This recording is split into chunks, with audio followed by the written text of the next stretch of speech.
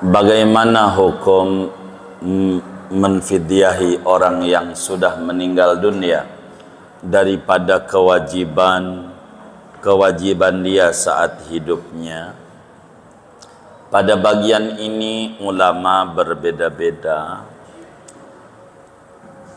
Ada yang berpendapat tidak perlu difidyahi, seperti apa yang dituliskan dalam Fathul Main pada halaman 3-nya itu, tambihun man mata wa alaihi salatun au siyamun fala qada'a wala fidyata alaihi.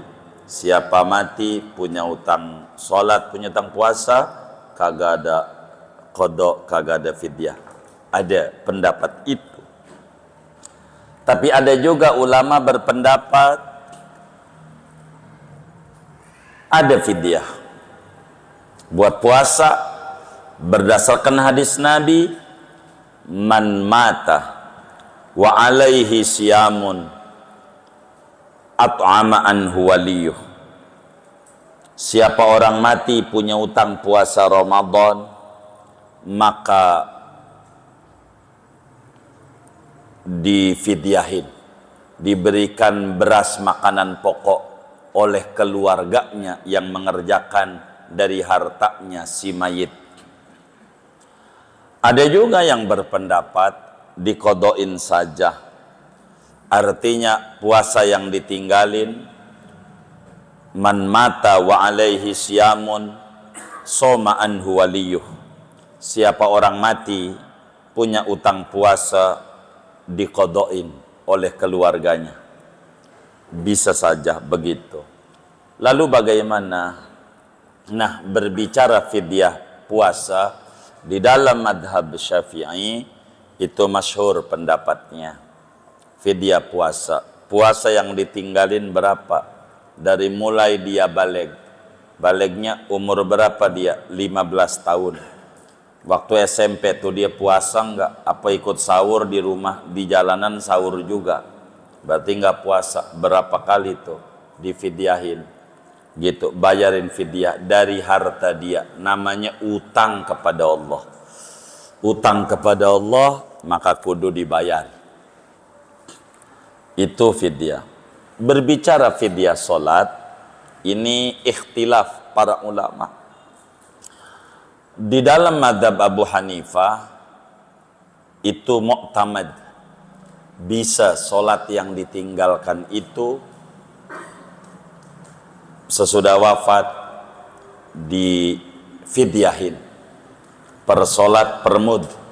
Begitu di dalam madhab Imam Abu Hanifah, seperti dalam kitab Ithaf Ahlil Insaf fi isqatis sholah indal ahnaf, itu dijabarkan panjang lebar tentang itu. Di dalam madhab kita Syafi'i kurang kuat, tapi ada beberapa ulama dia mengizinkan untuk menfidyahi daripada solat yang ditinggalkan. Tanya aja orang itu, umur berapa meninggalnya? 60 tahun. Oh, umur 60. Berapa dia enggak solat? Enggak jelas. Dulu dari kecilnya sholatnya rajin enggak? Kata baba sih pas insaf tuh umur 59. Oh, berarti setahun. Berarti setahun sholat tuh. Berarti 59 dikurangi 15, 4 tahun. Bagaimana ngitungnya? 5 waktu. Dohor, asar, maghrib, subuh dikali 30, ya kan? Sebulan. Kan udah sebulan tuh. Dikali 12 sama dengan setahun. Dikali 44. Kurang lebih kira-kira 35 ton dah. Ya hitung aja dah. Begitu habis saya ini kagak ngitung. Ya kira-kira aja. Hitung aja tuh berasnya. Itulah namanya orang mengerti. Jadi orang meninggal jangan ngomongin warisan dulu. Punya utang nggak dia sama Allah? Begitu. Puasa tinggal dihitung kalau puasa. Puasa 30 hari dah. Itu mah gampang hitungnya. Kali 44. Kan dikit setahun sekali. ringan puasa. Bayar dah fidyah tuh. Nah, untuk siapa ini fidyah? Fidyah ini khusus fakir miskin. Tidak bisa yang nggak fakir miskin ngambil, bakal jadi miskin dan susah hidupnya. Jangan ngambil. Begitu. Kalau kita merasa nggak miskin, karena fidyah bukan kayak zakat. Kalau zakat 8 golongannya. Kalau fidyah 2. Walladzina yutiqunahu fidyatun ta'amu miskin. Berarti di bawah miskin fakir, hanya fakir miskin saja yang boleh dia dapetin fidyah. Anterin sama orang miskin, kasih. Berapa fidyahnya? Ya 4 ton, kasih sama orang miskin. Jadi OKB, orang kaya baru. OKB, dagang beras, lumayan rada tinggi sekarang harganya. Begitu, lumayan. Begitu, kayak begitu, dengan ketentuan dan aturan. Begitu. Dikeluarkannya kapan? Bagusnya sebelum dikubur, belum disolatin tuh. Keluarin. Jadi sehingga waktu sholat tuh saudara, kalau si mayit ini punya sangkutan, kan begitu. Sama orang, sama Allah enggak dia. Sama Allah juga punya sangkutan. Harap hubungnya sama keluarga. Adapun utang sama Allah, saya udah keluarin tuh. Saya udah bagi dari tadi pagi sebelum dibawa ke masjid ini. Begitu.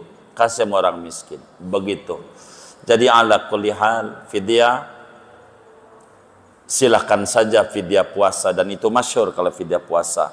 Kalau fidyah salat ada ulama yang membolehkan, ada ulama yang tidak membolehkan. Adapun kami ikut sama ulama yang membolehkan itu. Begitu. Ikut pendapat yang mengatakan boleh difidyahin. Begitu. Bagi orang ninggalin sholat berapa, hitung aja sholat yang ditinggalin berapa dia. Dari dulu sampai dia mati. Cuman yang paling bagus, ini yang saya pilih pendapatnya. Yang paling bagus, ketika ada orang meninggal nanya sama kita, ini diapain, fidyain apa kagak, dilihat. Kalau yang nanya ini yang matinya orang kaya, orang kaya, kita bilang qodoin. Qodoin, ente qodoin. Apanya? Ya sholat baba ente berapa? Ya ente hitung aja dari umur 15 itu. Pokoknya 5 dikali 30 kali 12 kali 44. Qodoin itu terus sabanari, jangan warisannya doang yang mau, ininya juga ente kudu. Begitu, qodoin. Puasa ente hitung berapa umurnya, 60, insaf 59, berarti 44 tahun. Ya udah hitung 30 hari dikali 44, dibagi anak berapa tuh? Gitu, suruh pada qodoin bapaknya. Kalau orang kaya, yang datang orang miskin. Ini bagaimana ini mayit ini? Fidyahin.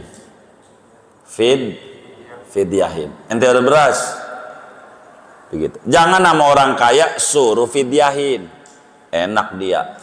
Ringanan. Orang miskin suruh qodoin. Emang juga saban hari kagak makan gua. Mendingan puasa. Biar ada hukuman juga sama anaknya tuh. Jangan nama hartanya doang. Gitu. Biar dihukum sholat. Ya Allah, ngodoin sholat babak, sholat gua aja banyak yang ditinggal. Iya, qodoin dulu sholat lu. Begitu. Jadi sehingga ada kesadaran yang muncul. Namanya hukum disilang. Hukum ini andai dipakai oleh pemerintah yang masih pakai BW, berjilid wet book, begitu, atau hukum pidana Perancis dari KUHP yang ada, andai belum mau pakai hukum Islam, negara kita yang katanya mayoritas muslim dan terbesar muslimnya, wis hukum KUHP aja disilang. Bila ini disilang, ini dijalanin, insya Allah mengurangi korupsi. Apa itu disilang? Bila dia pejabat yang korupsi, yang nyolong, yang melakukan tindak kejahatan, penjara. Jangan denda, penjara. Bila orang miskin, denda. Jangan orang miskin di penjara, nanti duit negara habis buat ngebiayain dia. Mendingan biar yang mondok-mondok tuh, yang hafalin Quran tuh. Jelas negara kalau mau ngasih makan sama orang, jangan yang kayak begitu kasih makan. Begitu. Tuh yang pondok-pondok pendidikan tuh. Berikan itu biaya-biaya. Jangan sampai tinggi kuliah segala macam terasa nyekek. Nanti negara kekurangan orang-orang yang cerdas gara-gara tinggi biaya pendidikannya. Yang model begitu tuh negara pikirin. Orang miskin masuk penjara, dia girang. Emang di rumah juga jarang makan, apalagi ayam jarang. Biarin dia kena boga mentah juga, yang penting dapat ayam. Begitu. Begitu. Orang kaya kalau suruh denda kecil, dendanya kecil, orang kaya. Tapi kalau masuk penjara, blacklist seluruh bisnisnya. Kalau masuk penjara, makanya berupaya jangan di penjara. Ini aja nih disilang, di crossing. Hukum yang ada, yang pakai dan atau bayar denda.